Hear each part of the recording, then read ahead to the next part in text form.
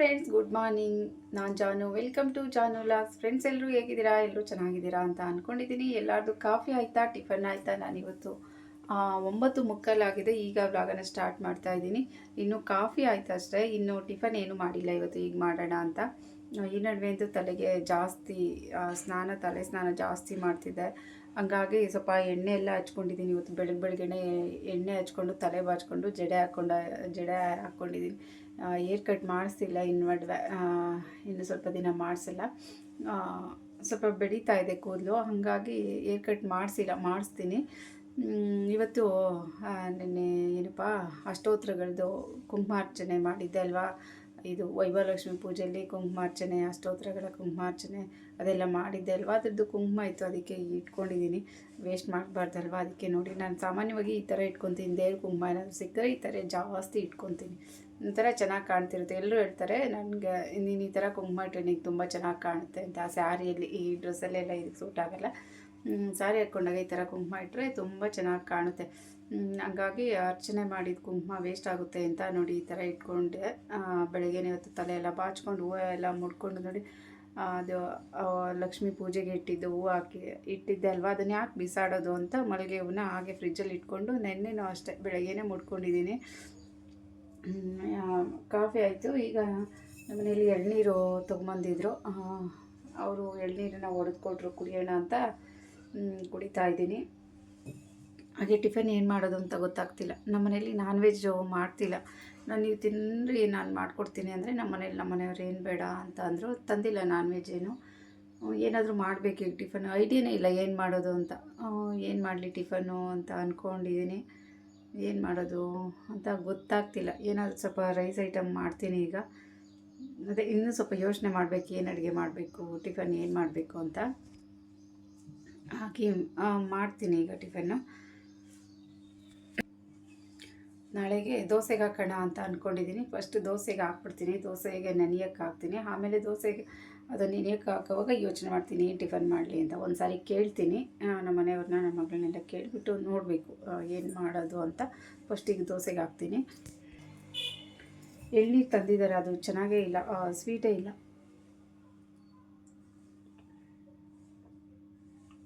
ಸ್ವಲ್ಪ ಕಹಿ ಇದೆ, ಅಷ್ಟೊಂದು ಸ್ವೀಟ್ ಇಲ್ಲ ಎಳ್ನೀರು.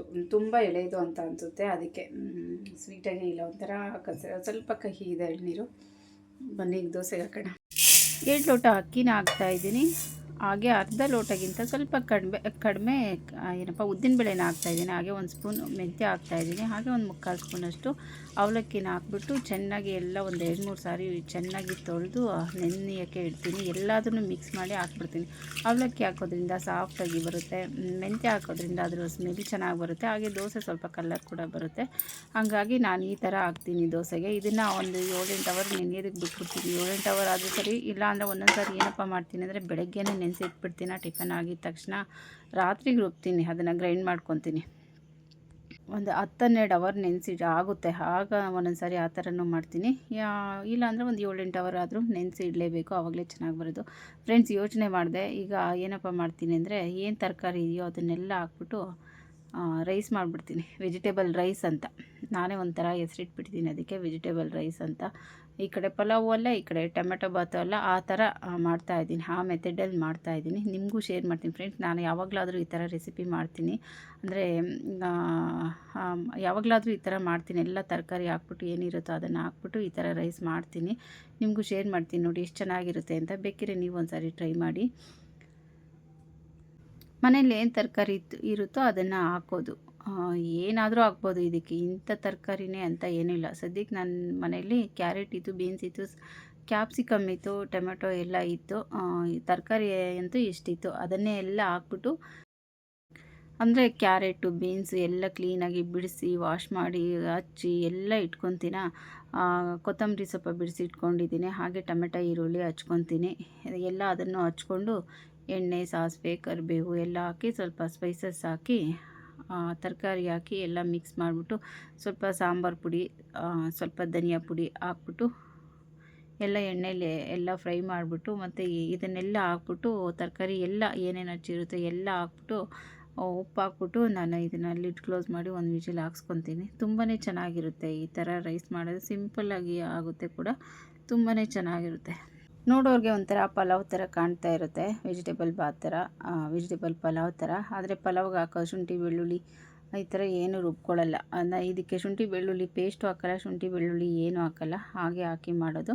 ಚೆನ್ನಾಗಿರುತ್ತೆ, ಒಂಥರ ಮಸಾಲೆ ರೈಸ್ ಥರನೂ ಇರುತ್ತೆ, ಈ ವೆಜಿಟೇಬಲ್ ಬಾತ್ ಥರನೂ ಇರುತ್ತೆ. ಡಿಫ್ರೆಂಟಾಗಿ ಒಂಥರ ಚೆನ್ನಾಗಿರುತ್ತೆ. ಈ ಥರ ನೀವು ಒಂದ್ಸರಿ ಟ್ರೈ ಮಾಡಿ ನೋಡಿ. ಕ್ಯಾರೆಟ್ ಅಂತೂ ಈ ಥರ ಸಿಪ್ಪೆ ತೆಗೆದ್ರೆ ಎಷ್ಟೊಂದು ವೇಸ್ಟ್ ಆಗುತ್ತೆ ಗೊತ್ತಾ, ತುಂಬ ಅರ್ಧನೇ ಹೋಗ್ಬಿಡುತ್ತೆ. ಒಂದು ಅರ್ಧ ಕೆ ಜಿ ಕ್ಯಾರೆಟ್ಗೆ ಏನಾದರೂ ಈ ಥರ ಸಿಪ್ಪೆ ತೆಗೆದ್ಬಿಟ್ರೆ ಒಂದು 1/4 ಕೆ ಜಿಯಷ್ಟು ಒಟ್ಟು ಇದು ವೇಸ್ಟೇ ಹೋಗ್ಬಿಡುತ್ತೆ. ಅದಕ್ಕೆ ಚೆನ್ನಾಗಿ ವಾಶ್ ಮಾಡೋದು, ಸ್ಕ್ರಬ್ಬರ್ ಇರುತ್ತಲ್ಲ, ಸ್ಕ್ರಬ್ಬರಲ್ಲಿ ಉಜ್ಜಿಬಿಟ್ಟು ವಾಶ್ ಮಾಡೋದು ಚೆನ್ನಾಗಿ ಹೋಗೋದು. ನಾನು ಒಂದೇ ಅಂತ ಈ ಥರ ಎಲ್ಲ ಫುಲ್ ಇದು ಮಾಡ್ತಾಯಿದ್ದೀನಿ. ಎಲ್ಲ ತೊಳ್ಕೊಂಡು ಹಚ್ಕೊಂಡ್ರೆ ಆಮೇಲೆ ಬೇಕಿದ್ರೆ ಇನ್ನೊಂದು ಸಾರಿ ತೊಳ್ಕೊಬೋದು, ಇಲ್ಲಾಂದರೆ ಹಾಗೆ ಹಾಕ್ಬೋದು. ಈ ಥರ ಒಂದು ಸಾರಿ ತೊಳೆದ್ರೆ ಆಗೋಲ್ಲ, 1-2 ಸಾರಿ ಆದರೂ ತೊಳಿಲೇಬೇಕು. ಬೀನ್ಸು ಅಷ್ಟೇ, ಬೀನ್ಸು ತೊಳೆದು ಹಾಕ್ಕೊಳ್ಳೋದೇ ಬೆಸ್ಟ್ ಅಂತ ಅನಿಸುತ್ತೆ. ನಾನು ಒಂದೊಂದು ಸಾರಿ ತೊಳೆದು ಹಾಕ್ತೀನಿ, ಇಲ್ಲ ಅಂದರೆ ಒಂದೊಂದು ಸಾರಿ ಕಟ್ ಮಾಡಿಬಿಟ್ಟು ತೊಳಿತೀನಿ. ಆದಷ್ಟು ತರಕಾರಿಗಳೆಲ್ಲ ಉಪ್ಪು ನೀರೆಲ್ಲ ಹಾಕ್ಬಿಟ್ಟು ತೊಳೆದ್ರೆ ಒಳ್ಳೆಯದು ಅಂತಲೇ ಅನಿಸುತ್ತೆ. ಯಾಕೆಂದರೆ ಜಾಸ್ತಿ ಔಷಧಿಗಳೆಲ್ಲ ಹೊಡೆದಿರ್ತಾರಲ್ವ, ನಾವು ನೋಡ್ತೀವಿ ತೋಟಗಳಲ್ಲೆಲ್ಲ ಎಷ್ಟೆಷ್ಟು ಔಷಧಿ ಹೊಡಿತಾರೋ, ಎಲ್ಲದಕ್ಕೂ ಔಷಧಿ ಹೊಡಿತಾರೆ. ಕ್ಯಾರೆಟ್ ಆಗಲಿ, ಟೊಮೆಟೊ ಆಗಲಿ, ಮೆಣಸಿನ್ಕಾಯಿ ಆಗಲಿ, ಅದು ಹುಳ ಬೀಳದೇ ಇರೋದಕ್ಕೆ ಒಂದು ಔಷಧಿ ಹೊಡಿತಾರೆ, ಕಲರ್ ಚೆನ್ನಾಗಿ ಬರೋದಕ್ಕೆ ಒಂದು ಔಷಧಿ ಹೊಡಿತಾರೆ, ಅದು ಚೆನ್ನಾಗಿ ದಪ್ಪ ಆಗೋದಕ್ಕೆ ಒಂದು ಔಷಧಿ ಹೊಡಿತಾರೆ. ಆ ಥರ ಎಲ್ಲದಕ್ಕೂ ಔಷಧಿ ಹೊಡಿತಾರ. ಅದು ಬೆಳೆಯೋದ್ನಲ್ಲಂತೂ ನಾವು ಅದಕ್ಕೆ ನೋಡಿಬಿಟ್ರೆ ನಿಜವಾಗ್ಲೂ ತಿನ್ನೋದಕ್ಕೆ ಆಗೋಲ್ಲ, ಅಷ್ಟೊಂದು ಔಷಧಿ ಹೊಡಿತಾ ಇರ್ತಾರೆ.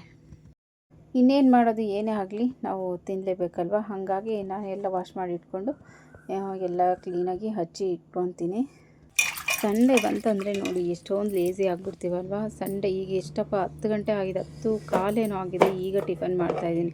ಆದರೆ ಸ್ಕೂಲು ಕಾಲೇಜ್ ಇದ್ದರೆ ಮಾತ್ರ 7 ಗಂಟೆಗೆ ಎಲ್ಲ ರೆಡಿ ಆಗಿಬಿಡುತ್ತೆ. ಕಾಫಿನೂ ಆಗಿರುತ್ತೆ, ಟಿಫನ್ನು ರೆಡಿ ಆಗಿರುತ್ತೆ, ಆಲ್ಮೋಸ್ಟ್ ಕೆಲಸ ಎಲ್ಲ ಮುಗಿದಿರುತ್ತೆ.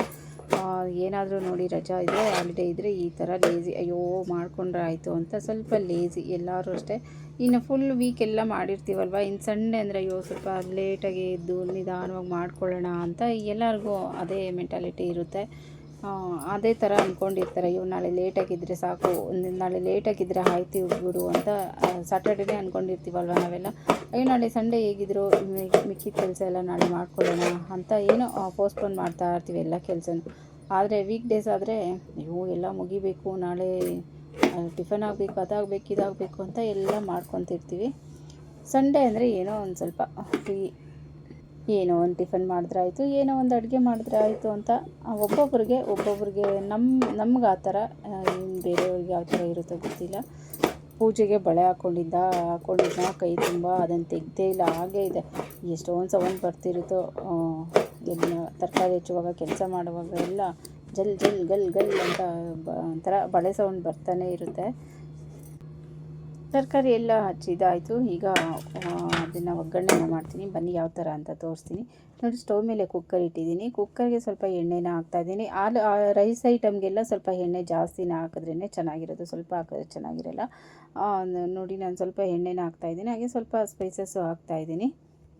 ಇಲ್ಲ ಮಾಮೂಲಿ ಪ್ರೋಸೆಸ್ಸೇ, ಮಾಡೋದೆಲ್ಲ ಒಂದೇ ಥರ ಪ್ರೋಸೆಸ್ಸೇ. ಆದರೆ ಏನೋ ಒಂದು ಐಟಮ್ ಹಾಕ್ತೀವಿ, ಒಂದು ಐಟಮ್ ಹಾಕಲ್ಲ ಅಷ್ಟೇ. ಈಗ ಈರುಳ್ಳಿ, ಮೆಣಸಿನ್ಕಾಯಿ ಎಲ್ಲ ಒಟ್ಟಾಗಿ ಹಾಕಿ ಸ್ವಲ್ಪ ಫ್ರೈ ಮಾಡ್ಕೊತೀನಿ.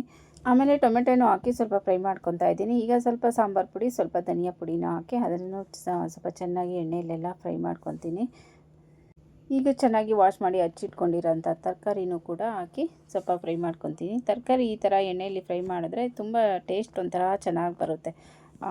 ಅದಕ್ಕೆ ಎಣ್ಣೆಲಿ ಫ್ರೈ ಮಾಡಿದರೆ ಟೇಸ್ಟ್ ಒಂಥರ ಬರುತ್ತೆ. ಇವಾಗಲೇ ಉಪ್ಪನ್ನು ಹಾಕಿ ಮಿಕ್ಸ್ ಮಾಡಿ ಫ್ರೈ ಮಾಡಿದ್ರೆ ಸಪ್ಪೆ ಅನಿಸಲ್ಲ.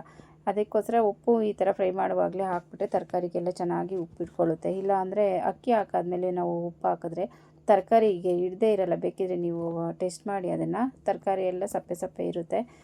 ಅದಕ್ಕೆ ಮುಂಚೆನೇ ಉಪ್ಪು ಹಾಕ್ಬಿಟ್ಟು ಈ ಥರ ಎಲ್ಲ ಮಿಕ್ಸ್ ಮಾಡಿ ಎಷ್ಟು ಬೇಕೋ ಅಷ್ಟು ನೀರನ್ನು ಹಾಕಿ ಬಿಡ್ತೀನಿ. ಅದು ಕಾಯ್ತಾ ಇರುತ್ತೆ. ಆಮೇಲೆ ಅಕ್ಕಿ ತೊಳೆದು ಹಾಕಿ ನೋಡಬೇಕು ಅಕ್ಕಿಗೆ ಎಷ್ಟು ಬೇಕು ನೀರು ಅಂತ. ನಾರ್ಮಲಾಗಿ ಗೊತ್ತಾಗುತ್ತಲ್ವ ಎಷ್ಟು ಬೇಕಿರುತ್ತೆ ಅಕ್ಕಿಗೆ ನೀರು ಅಂತ.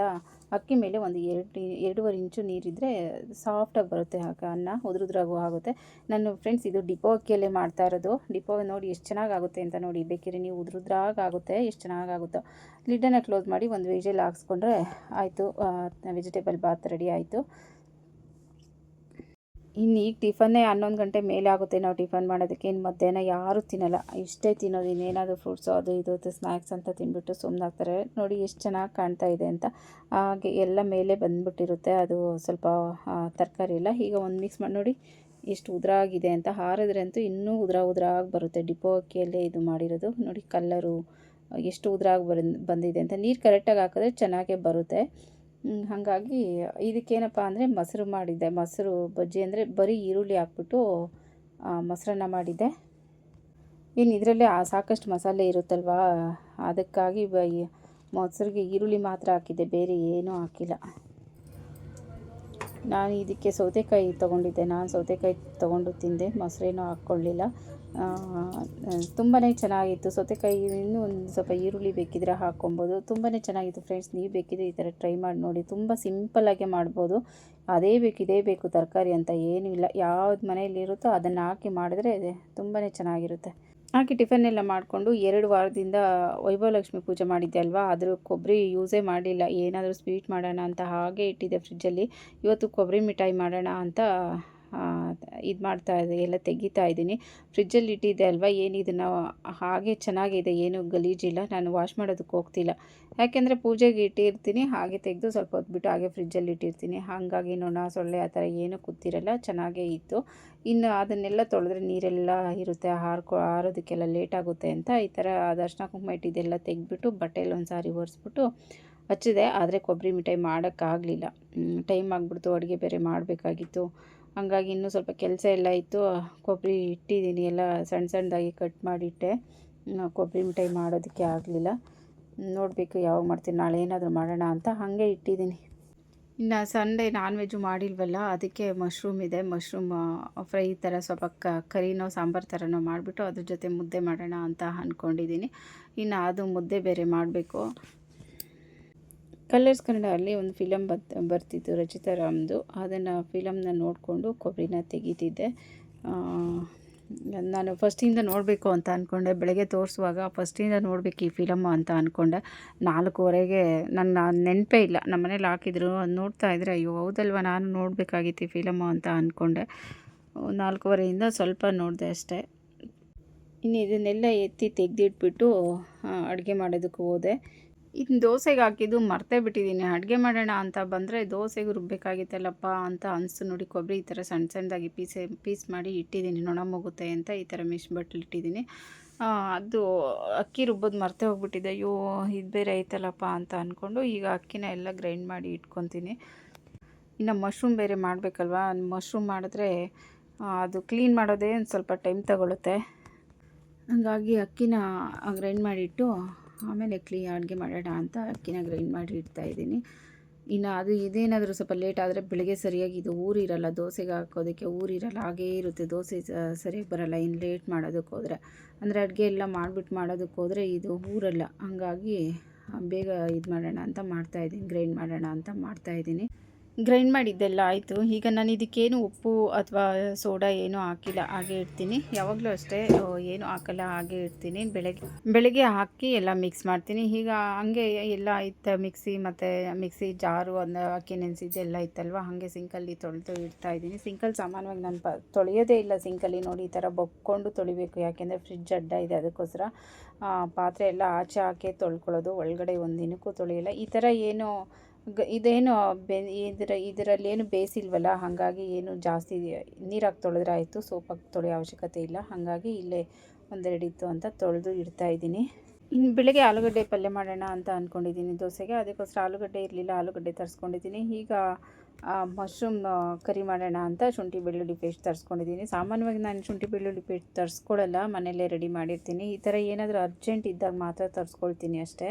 ಈಗ ಮಶ್ರೂಮ್ ಕ್ಲೀನ್ ಮಾಡೋಣ ಅಂತ ನೀರಿಗೆ ಸ್ವಲ್ಪ ಉಪ್ಪು ಅರಿಶಿನ ಪುಡಿ ಹಾಕಿ ಕ್ಲೀನ್ ಮಾಡ್ತಾಯಿದ್ದೀನಿ. ಈ ಥರ ಕ್ಲೀನ್ ಮಾಡಿದ್ರೆ ಚೆನ್ನಾಗಿ ಕ್ಲೀನ್ ಆಗುತ್ತೆ. ಇದು ಎಷ್ಟು ದಿನ ಆಗಿರುತ್ತೋ ಏನೋ ಅವ್ರು ಕಟ್ ಮಾಡಿ ಎಲ್ಲ ಪ್ಯಾಕಿಂಗ್ ಮಾಡಿರ್ತಾರಲ್ವ, ಅದ್ರ ಮೇಲೆ ಸ್ವಲ್ಪ ಬೂಸ್ಟ್ ಥರ ಏನು ಬಂದಿರಲ್ಲ. ಆದರೂ ಈ ಥರ ಅರಿಶಿನ ಪುಡಿ ಇದು ಹಾಕಿದ್ರೆ ಸ್ವಲ್ಪ ಕ್ಲೀನ್ ಆಗುತ್ತೆ ಚೆನ್ನಾಗಿ. ಇದೊಂಥರ ಸ್ಮೆಲ್ ಇರುತ್ತೆ, ಅದೆಲ್ಲ ಹೋಗುತ್ತೆ.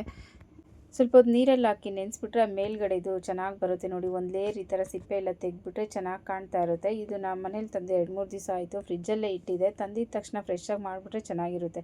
ಇಲ್ಲಾಂದರೆ ನೋಡಿ ಸ್ವಲ್ಪ ಕಲರ್ ಚೇಂಜ್ ಆಗಿದೆ. ಚೆನ್ನಾಗೇ ಇದೆ, ಏನೂ ಆಗಿಲ್ಲ. ಹಾಗಾಗಿ ಈಗ ಮಾಡೋಣ ಅಂತ ಮಾಡ್ತಾಯಿದ್ದೀನಿ. ನೆನೆಸಿಟ್ಬಿಟ್ಟು ನೋಡಿ ಈ ಥರ ಎಲ್ಲ ಯಾವಾಗಲೂ ಅಷ್ಟೇ ಇದೇ ಸ್ವಲ್ಪ ಟೈಮ್ ತೊಗೊಳ್ಳೋದು. ಇದನ್ನು ಕ್ಲೀನ್ ಮಾಡೋದೇ ಒಂದು ಸ್ವಲ್ಪ ಟೈಮ್ ತೊಗೊಳುತ್ತೆ. ಈ ಥರ ಎಲ್ಲ ನೋಡಿ ಎಲ್ಲದನ್ನು ಈ ಥರ ಬಿಡಿಸಿಟ್ಬಿಟ್ಟು ನಮ್ಗೆ ಯಾವ ಶೇಪ್ ಬೇಕೋ ಅಷ್ಟು ಆ ಶೇಪಲ್ಲಿ, ಅಂದರೆ ನಮ್ಗೆ ಯಾವ ಸೈಜಲ್ಲಿ ಬೇಕೋ ಆ ಸೈಜಲ್ಲಿ ಕಟ್ ಮಾಡಿಕೊಂಡು ಇಟ್ಕೊಂಡಿದ್ದೀನಿ. ಅಂದರೆ ತೊಳಿಬೇಕು ಚೆನ್ನಾಗಿ. ನಾನು ತೊಳೆದಿದ್ದು ತೋರಿಸಿಲ್ಲ. ಅದು ಉಪ್ಪು ಮತ್ತು ಅರಿಶಿನ ಹಾಕಿ ತೊಳೆದಿರ್ತೀವಲ್ವ, ನೆನೆಸಿರ್ತೀವಲ್ವ, ಆಮೇಲೆ ಇನ್ನೂ ಒಂದು 2-3 ಸಾರಿ ತೊಳಿಬೇಕು ಚೆನ್ನಾಗಿ, ಆವಾಗಲೇ ಚೆನ್ನಾಗಿರೋದು. ಆಮೇಲೆ ಕಟ್ ಮಾಡಿರೋದಕ್ಕೆ ಸ್ವಲ್ಪ ಎಣ್ಣೆ ಹಾಕಿ ಈ ಥರ ಎಲ್ಲ ಸ್ವಲ್ಪ ಫ್ರೈ ಮಾಡ್ಕೊತೀನಿ, ಟೇಸ್ಟ್ ಚೆನ್ನಾಗಿ ಬರುತ್ತೆ ಅಂತ. ಇದು ಫ್ರೈ ಮಾಡ್ತಾ ಮಾಡ್ತಾ ನೀರು ಬಿಟ್ಕೊಂಡ್ಬಿಡುತ್ತೆ. ಆ ನೀರೆಲ್ಲ ಅಲ್ಲೇ ಹಿಂಗೋಗ್ಬೇಕು, ಅಂದರೆ ಅದೆಲ್ಲ ಎವಾಪರೇಟ್ ಆಗಿ ಹೋಗಬೇಕು. ಅಲ್ಲಿವರೆಗೂ ನಾವು ಅದನ್ನು ಫ್ರೈ ಮಾಡಬೇಕು. ಫ್ರೈ ಮಾಡಿ ಆದಮೇಲೆ ಈರುಳ್ಳಿ, ಟೊಮೆಟೊ, ಹಸಿಮೆಣ್ಸಿನ್ಕಾಯಿ ಹಚ್ಚಿಟ್ಕೊಂಡಿರ್ತೀವಲ್ವ, ಎಲ್ಲ ಹಾಕಿ ಸ್ವಲ್ಪ ಫ್ರೈ ಮಾಡಬೇಕು. ಶುಂಠಿ, ಬೆಳ್ಳುಳ್ಳಿ ಎಲ್ಲ ಹಾಕಿ ಫ್ರೈ ಮಾಡಿ, ಸ್ವಲ್ಪ ಧನಿಯಾ ಪೌಡರ್, ಸ್ವಲ್ಪ ಗರಂ ಮಸಾಲ ಹಾಕಿ ಅದನ್ನು ಸ್ವಲ್ಪ ಎಣ್ಣೆಯಲ್ಲಿ ಫ್ರೈ ಮಾಡಿ, ಆಮೇಲೆ ಮಶ್ರೂಮ್ ಹಾಕಿ ಅದನ್ನು ಸ್ವಲ್ಪ ಎಣ್ಣೆಯಲ್ಲಿ ಫ್ರೈ ಮಾಡಿ, ಉಪ್ಪು ಸ್ವಲ್ಪ ಹಾಕಿ, ನೀರು ಎಷ್ಟು ಬೇಕೋ ಅಷ್ಟು ಕನ್ಸಿಸ್ಟೆನ್ಸಿ ನೋಡಿಕೊಂಡು ನೀರು ಹಾಕಿ ಕುದಿಸಿ, ಲಾಸ್ಟಲ್ಲಿ ಸ್ವಲ್ಪ ಕೊತ್ತಂಬರಿ ಹಾಕಿದ್ರೆ ಮಶ್ರೂಮ್ ಕರಿ ರೆಡಿ ಆಗುತ್ತೆ. ಮುದ್ದೆ, ಅನ್ನ, ಚಪಾತಿ, ರೈಸ್ ಏನು ಬೇಕೋ ಎಲ್ಲದ್ರ ಜೊತೆನೂ ಹಾಕ್ಕೊಂಡು ತಿನ್ಬೋದು. ಇದಕ್ಕೆ ಇಂಥದ್ದೇ ತಿನ್ನಬೇಕು ಅಂತ ಏನಿಲ್ಲ. ನಾನು ನೋಡಿ ಮುದ್ದೆಗೆ ಮಾಡ್ತಾಯಿದ್ದೀನಿ. ಈಗ ಆಯಿತು, ಮಶ್ರೂಮ್ ಕರಿ ಆಯಿತು. ಈಗ ಮುದ್ದೆಗೆ ಇಟ್ಟಿದ್ದೀನಿ. ನಾನು ಮುದ್ದೆ ಜೊತೆನೇ ಮಾಡ್ತಾ ಇರೋದು. ರೈಸ್ ಬೆಳಗ್ಗೆ ಮಾಡಿದ್ದೆ ಅಲ್ವಾ, ವೆಜಿಟೇಬಲ್ ಬಾತ್, ಅದೇ ಇನ್ನೂ ಸ್ವಲ್ಪ ಇದೆ. ಈ ವೈಟ್ ರೈಸ್ ಏನು ಮಾಡೋದಕ್ಕೂ ಹೋಗಲಿಲ್ಲ. ಮುದ್ದೆ ಮಾಡಿ ಊಟ ಮಾಡಿದ್ವಿ. ಯಾಕೆಂದರೆ ಮಧ್ಯಾಹ್ನ ಯಾರೂ ಊಟ ಮಾಡಿರಲ್ವಲ್ಲ. ಸಂಡೇ ಅಂತೂ ಹಂಗೆ ಆಗುತ್ತೆ, ಯಾವಾಗಲೂ ಒಂದೇ ಥರ ಇರುತ್ತೆ ಸಂಡೇ. ಲೇಟಾಗಿ ಊಟ ಮಾಡ್ತೀವಿ, ಬೆಳಗ್ಗೆ ಟಿಫನ್ ಮಾಡಿರಲ್ಲ, ಲೇಟಾಗಿ ಊಟ ಮಾಡೋದು, ಮತ್ತು ರಾತ್ರಿ ಸ್ವಲ್ಪ ಹಶ್ವಾಗ್ತಾ ಇರುತ್ತೆ. ಹಾಗಾಗಿ ಬೇಗ ಮಾಡೋದು. ಇವತ್ತು ಲೇಟೇ ಆಯಿತು ಅಂತ ಹೇಳ್ಬೋದು. 9 ಗಂಟೆನೇ ಆಗೋಯ್ತು. 9:15ಗೇನೋ ಊಟ ಮಾಡ್ತಾಯಿದ್ವಿ. ಸ್ವಲ್ಪ ಏನೋ ಬೇರೆ ಬೇರೆ ಕೆಲಸ ಎಲ್ಲ ಇತ್ತು, ಅದನ್ನೆಲ್ಲ ಮಾಡಿಕೊಂಡು ಲೇಟಾಗಿ ಮಾಡಿದೆ. ನೋಡಿ ನಾನು ಮುದ್ದೆ ಜೊತೆ ಮಾಡಿದ್ದು ತುಂಬ ಸಖತ್ತಾಗಿತ್ತು, ಸೂಪರಾಗಿತ್ತು. ನಾನ್ ವೆಜ್ ಥರನೇ ಫೀಲ್ ಕೊಡ್ತಾಯಿತ್ತು. ಇನ್ನೂ 1.5 ತಿಂಗಳೆಲ್ಲ ನಾನ್ ವೆಜ್ ಮಾಡೋಂಗಿಲ್ಲ. ಹಂಗಾಗಿ ಈ ಥರ ಏನಾದರೂ ಮಾಡ್ಕೊಳ್ಳೋದು. ಅದು ನಾನ್ ವೆಜ್ ತಿನ್ನೋ ಥರನೇ ಇರುತ್ತೆ. ನಮಗೇನು ಅನಿಸ್ತಿಲ್ಲ ತಿನ್ನಬೇಕು ಅಂತ, ಆದರೂ ಈ ಥರ ಏನಾದರೂ ಮಾಡ್ಕೊಳ್ಳೋದು ಸಂಡೇ ಸ್ಪೆಷಲ್ ಅಂತ. ಫ್ರೆಂಡ್ಸ್, ಇದಾಗಿತ್ತು ಸಂಡೇ ವ್ಲಾಗ್. ಈ ವ್ಲಾಗ್ ನಿಮಗೆಲ್ಲ ಇಷ್ಟ ಆಯಿತು ಅಂತ ಅಂದ್ಕೊತೀನಿ. ಇಷ್ಟ ಆದರೆ ಪ್ಲೀಸ್ ಒಂದು ಲೈಕ್ ಮಾಡಿ, ಹಾಗೆ ನಿಮ್ಮ ಫ್ಯಾಮಿಲಿ ಫ್ರೆಂಡ್ಸು ಶೇರ್ ಮಾಡಿ, ಹಾಗೆ ಸಬ್ಸ್ಕ್ರೈಬ್ ಮಾಡ್ಕೊಂಡು ವಿಡಿಯೋ ನೋಡಿ ಅಂತ ಹೇಳ್ತಾ ಇವತ್ತಿನ ವಿಡಿಯೋನ ಮುಗಿಸ್ತಾ ಇದ್ದೀನಿ. ಮತ್ತೊಂದು ವಿಡಿಯೋ ಜೊತೆ ಸಿಗೋಣ ಅಂತ ಹೇಳ್ತಾ ಥ್ಯಾಂಕ್ ಯು.